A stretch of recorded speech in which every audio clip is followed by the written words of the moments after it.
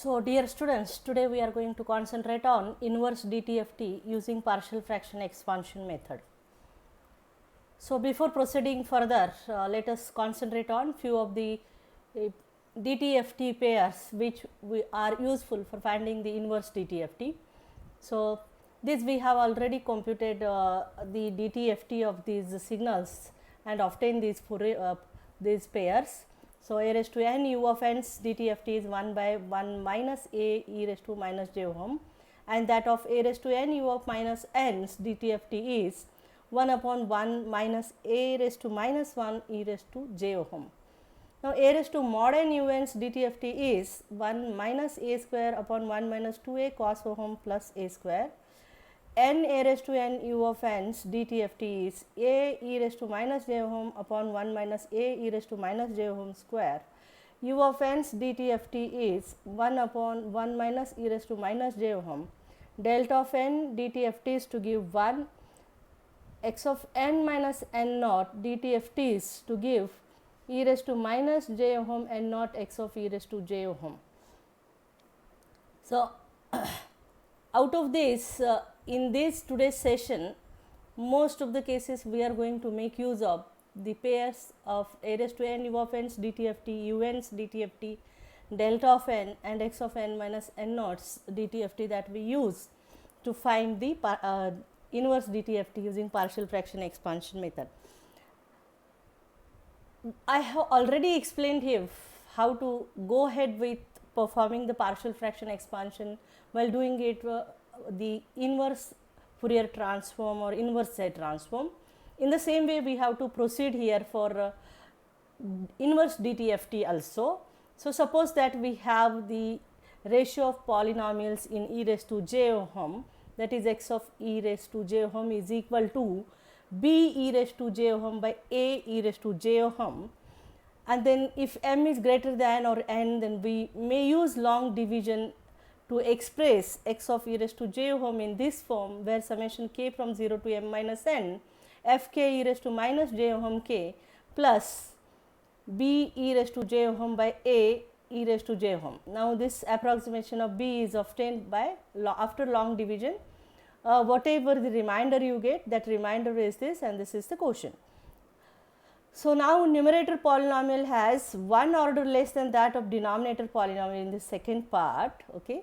So this second part we will designate it as x1 of e raised to j ohm, and we will take it here down, and then replace e raised to j ohm with v, and then express this polynomial in the form of summation k varying from 1 to n ck by 1 minus rkv, because we are going to make use of the standard pair of DTFT, which is a raised to n u of n. DTFT is to give 1 upon 1 minus a e raised to minus j ohm, that we are going to make use of that pair. So we are going to factorize the denominator and give that in this form and obtain this coefficient ck's in the same way how we obtain in while finding inverse Fourier transform and inverse Z transform. So let us observe here how do we inverse transform this if we once find ck's. So the first part's inverse transform to obtain, we make use of the pair delta of n, which gives the transform to 1, that is 1's inverse transform is delta of n, and if it is multiplied by e raised to minus j ohm k, there you have to use the time shift property. Then you know that x of n minus n naught, its DTFT is e raised to minus j ohm n naught. So whatever the factor of k is there, that you have to add in, and accordingly this impulse function you have to shift. And for the second part, the inverse DTFT of the second part to obtain, we make use of this pair. A raised to n u of n's DTFT is 1 upon 1 minus a into e raised to minus j ohm. So I have considered these three examples here to demonstrate how to find out the inverse DTFT using partial fraction expansion. So we shall see here one by one. So whatever may be the coefficients, we shall not leave the hope of and proceed ahead with solving this all these problems. So see here in the first example, we have this polynomial. Now what we will do is, here we require 1.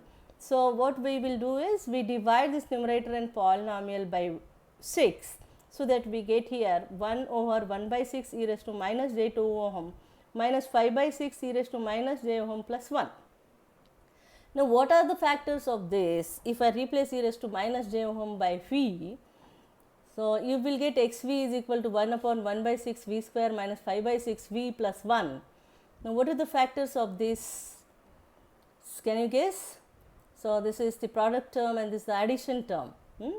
So the product term is 1 by 2 into 1 by 3, you get 1 by 6, and here their addition. So it's, you will get 5 by 6 or not. So the roots are minus 1 by 3 and minus 1 by 2 phi. So 1 upon 1 minus 1 by 3 phi into 1 minus 1 by 2 phi. Now writing this in the form of C1 by 1 minus 1 by 3 phi plus C2 by 1 minus 1 by 2 phi, and then finding the coefficient C1. So C1 is found out here by multiplying to this with 1 minus 1 by 3 phi and then substituting v is equal to 3, you will get it is equal to minus 2. Similarly, to find C2, we multiply with 1 minus 1 by 2 phi and then substitute v is equal to 2, and it will go get C2 is equal to 3. Now once you obtain C1 and C2, then substitute here in the equation and then replace back the variable v with e raised to minus j ohm and inverse transform. So therefore in this case x of n, to obtain each this we have to inverse transform this each term in this expression. So for 2 by 1 minus 1 by 3 e raised to minus j ohm inverse dtft is 2 into 1 by 3 raised to n un, and that of 3 by 1 minus 1 by 2 e raised to minus j ohms inverse dtft is 3 into 1 by 2 raised to n un. So therefore x n is 3 into 1 by 2 raised to n un minus 2 into 1 by 3 raised to n u of n. Now let us see this example here. Though 100 is there, we shall not concentrate towards what are the terms in the numerator and how many large numbers are there. We shall concentrate only on the denominator.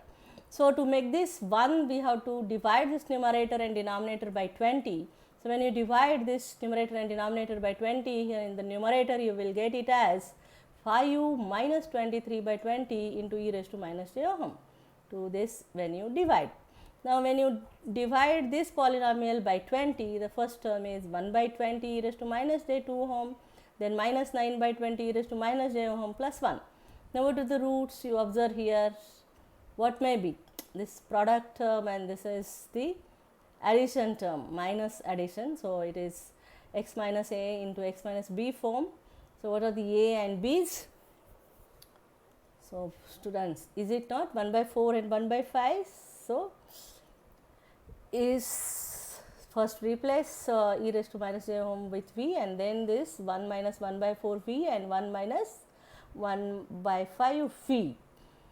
Now writing this in the form of C1 by C2 and then obtaining the coefficients, the C1 and C2, to find C1 to this entire polynomial, we multiply by 1 minus 1 by 4 v and then substitute v is equal to 4. So when you substitute v is equal to 4, you see here also we substitute 4 and here also we are supposed to substitute 4, and this is 4 by 5, and when you subtract from 1, this is 1 by 5 in the denominator, this is 23 by 5. So 25 minus 23 is 2 by 5. So you will get it is equal to 2. 5 will get cancelled. This is 4 by 5 and this 5 by 5, when you subtract it is 1 by 5 in the denominator. Similarly, here obtain C2, next you have to substitute here v is equal to 5 and solve this and see, you will get it this equal to 3. You can pause and check out the value whether this is correct or not. If I have done a mistake, you can just change that value of C2. So x v becomes 2 by 1 minus 1 by 4 v plus 3 by 1 minus 1 by 5 v. Replace back the variable v with e raised to minus j ohm and each of this term inverse dtft transform to get for the first term you get 2 into 1 by 4 raised to n un, and that for the second term you will get it as 3 into 1 by 5 raised to n un, and overall xn is equal to 2 into 1 by 4 raised to n un plus 3 into 1 by 5 raised to n un. Now, when x of ohm is 30 minus 5 e raised to minus j ohm upon minus e raised to minus j 2 ohm minus e raised to minus j ohm plus 6. Again we have to divide numerator by 6. We will get here 5 minus 5 by 6 e raised to minus j ohm minus 1 by 6 e raised to minus j 2 ohm minus 1 by 6 e raised to minus j ohm plus 1. Now this product is minus, that is you will have x minus a into x plus b form. So you identify what are a and b here. So what are that? Can you guess? So 1 by 2 and 1 by 3 you will get addition and subtraction as 1 by 6. Now which is plus and which is minus? Identify which is plus and minus. If you identify it, see here what I have done. So 5 minus 5 by 6 v upon 1 plus 1 by 3 v into 1 minus 1 by 2 v. Yes or not? So now writing it in the form of c1 by 1 plus 1 by 3 v plus c2 by 1 minus 1 by 2 v. Then obtaining c1 by replacing here v with minus 3, you will get c1 is equal to 3. And when you replace in this v is equal to 2, you will get c2 is equal to 2. And then substituting back in the expression, replacing back variable v with e raised to minus j ohm and rewriting x of e raised to j ohm and inverse transforming each pair. Okay. So therefore x of n is 3 into, for plus 1 by 3 it is minus 1 by 3 raised to n un, and for this term it is plus 2 into 1 by 2 raised to n u of n. So thank you very much dear students for your patient hearing.